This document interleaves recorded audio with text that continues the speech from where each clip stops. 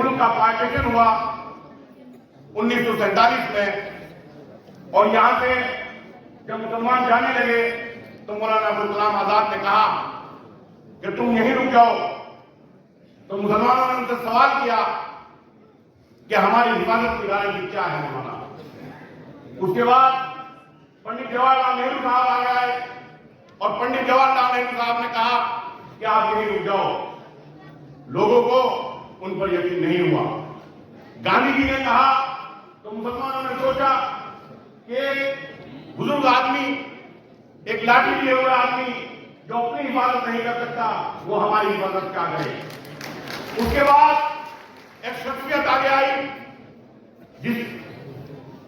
जो वंचित समाज से थी, जिसने विलायत से पढ़ाई की थी, जो बैरिस्टर था, उसके हाथ में किताब थी। वो उस किताब को लेकर आगे आए और उसने कहा कि तुम यहीं रुक जाओ। मुसलमानों ने सवाल किया कि आपके हाथ में क्या किताब है, आप कौन हो। उन्होंने कहा कि मैं भीमराव अम्बेडकर हूं और मेरे हाथ में जो किताब है ये भारत का संविधान है। ये संविधान तुम्हारी हिफाजत करेगा, ये हिफाजत करेगा तुम्हारी मस्जिदों की, ये हिफाजत करेगा तुम्हारी खानकाहों की, ये तुम्हें अधिकार देगा इस जमीन पर नमाज पढ़ने का, तुम्हें इबादत करने का, ये संविधान तुम्हें अधिकार देगा। इस संविधान के अंदर ताकत है कि तुम प्रधान से प्रधानमंत्री की कुर्सी तक पहुंच सकते हो। ये संविधान तुम्हें न्याय देगा।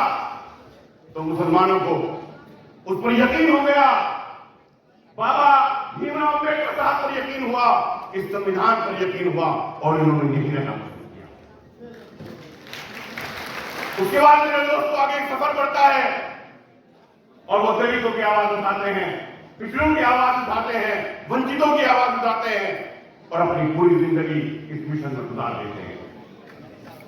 और आखिरी में आकर के जब आखिरी वक्त आता है तो बाबा साहब कहते हैं कि मेरे मिशन को तुम आगे बढ़ाओ या ना बढ़ाओ, लेकिन इसे पीछे मत कर देना, इस मिशन को कमजोर मत कर देना। और उसके बाद उस मिशन का झंडा जो शख्सियत उठाती है, वो शख्सियत है जिनका आज जो में पैदाइश है, माननीय काशीराम जी। उस झंडे को लेकर के आगे बढ़ते हैं और साइकिल पर पैदल पूरे हिंदुस्तान के अंदर घूमते हैं और एक समीकरण बनाते हैं यहाँ दलित और मुस्लिमों का, न्याय दिलाने की बात करते हैं सबको। लेकिन मुसलमानों के कुछ सत्ताधीश जिन्हें डर था कि अगर इन्हें माननीय काशीराम जी की बात पसंद आ गई, अगर इन्होंने इनकी बात पर अमल कर लिया तो हमारी चर्चागिरी खत्म हो जाएगी, हमारी कुर्सियां मिल जाएगी, और वो पूरी जिंदगी संघर्ष करते रहे। उसके बाद सफर आगे बढ़ता है।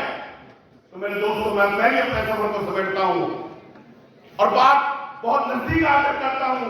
अजमेर के अंदर हमारे गरीब भाई कुछ दबंगों से टकराकर ओम प्रकाश नाम के वो आत्महत्या करते हैं, और आत्महत्या करते वक्त जो अपनी बात लिखते हैं उसमें वो लिखते हैं कि जब मेरी चिता को अग्नि दी जाए तो मेरी चिता को अग्नि एक ऐसा शख्स दे जो बाबा भीमराव अम्बेडकर और काशीराम के मिशन को आगे बढ़ाने का काम कर रहा है। और वो नाम लेते हैं एक ऐसे नौजवान का जिसे मैंने अपने आंखों से संघर्ष करके देखा है, मैंने अपनी आंखों से उसे जेल जाते देखा है, मैंने अपनी आंखों से उसे पुलिस की लाश खाते देखा है, मैंने अपनी आंखों से उसे इंसाफ की आवाज उठाते हुए देखा है। और उस शख्सियत का नाम है इज्जत महाबाली जनाब एडवोकेट चंद्रशेखर आजाद। जब आवाज है, शोषण कहीं भी हो, पीड़ित कहीं भी हो, वो किसी धर्म का हो, किसी जाति का हो, उसका मजहब कोई हो, अगर एक आवाज सबसे पहले हिंदुस्तान के अंदर उठती है तो वो भाई चंद्रशेखर आजाद का। हमारे देश के अंदर सीए हुआ, एनआरसी हुआ, जो लोग 70 सालों से वोट लेने का काम कर रहे थे, वो खामोश होकर अपने दिलों के अंदर घुस गए। अगर उस वक्त सबसे ज्यादा आवाज किसी ने उठाई तो भाई चंद्रशेखर आजाद साहब ने उठाई। उसके बाद अभी देख लीजिए कितना घिनौना काम, राजस्थान से 2 बच्चों को उठाया, जुनैद को और नासिर को, और उन्हें ले जाकर के हरियाणा के अंदर कदम उठा कर दिया पहले से। सब लोग खामोश हो गए, लेकिन एक आवाज फिर उठी। एक वो आवाज इंसाफ की आवाज थी, और दोस्तों वो आवाज भी थी एडवोकेट चंद्रशेखर आजाद। तुम अपने कौम के लोगों से भी सवाल करना चाहता हूं कि तुम्हें संविधान में अधिकार दिए किसने, तुम्हारी आवाज उठाई किसने, और आज भी जो तुम्हारी लड़ाई लड़ रहा है वो कौन है, और जो दूसरी पार्टियों से मिलकर चमचागिरी करके विधायक बनने के लिए, सांसद बनने के लिए तुम्हारे वोट का इस्तेमाल कर रहे हैं, वो कौन लोग हैं, ये आप लोगों को अपने गिरबान के अंदर छापना। बस एक बात कहना चाहता हूं कि चंद्रशेखर आजाद साहब जिस मिशन को लेकर के चले हैं, जो मिशन इनका है वो मिशन संविधान को बचाने का मिशन है, वो मिशन इस देश को बचाने का मिशन है। और मैं अपने कौम के लोगों से एक बात कहना चाहता हूं कि मेरी कौम के लोगों, चंद्रशेखर आजाद का साथ देना तुम्हारे फायदे का भी सौदा है और तुम्हारी मजबूरी भी है, क्योंकि दलित मुस्लिम से बड़ा गठबंधन इस देश के अंदर कोई हो नहीं सकता। अगर ये गठबंधन हो जाए तो तुम प्रधान की कुर्सी से लेकर के प्रधानमंत्री की कुर्सी तक जा सकते हो।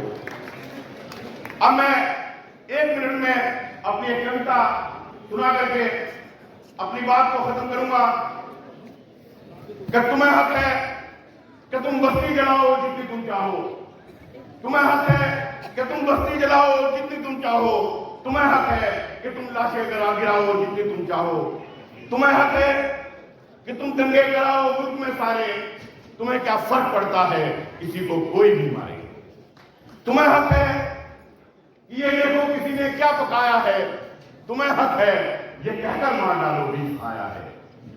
तुम्हें हक है कि मारो और कब्रिस्तान में भेजो, तुम्हें हक है जिसे तुम चाहे पाकिस्तान में भेजो।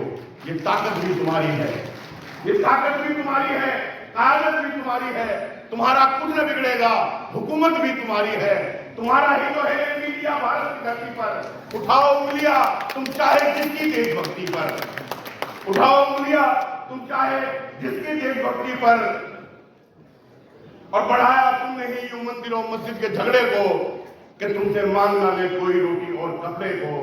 गरीबों की तो थाली से निवाले छीनते हो तुम, गरीबों की तो थाली से निवाले छीनते हो तुम, अंधेरे बांटते हो उजाले छीनते हो तुम। गरीबी को मिटा देंगे बहुत नारे लगाते हो, गरीबी को नहीं तुम तो गरीबी को मिटाते हो, गरीबी को नहीं तुम तो गरीबों को मिटाते हो। बहुत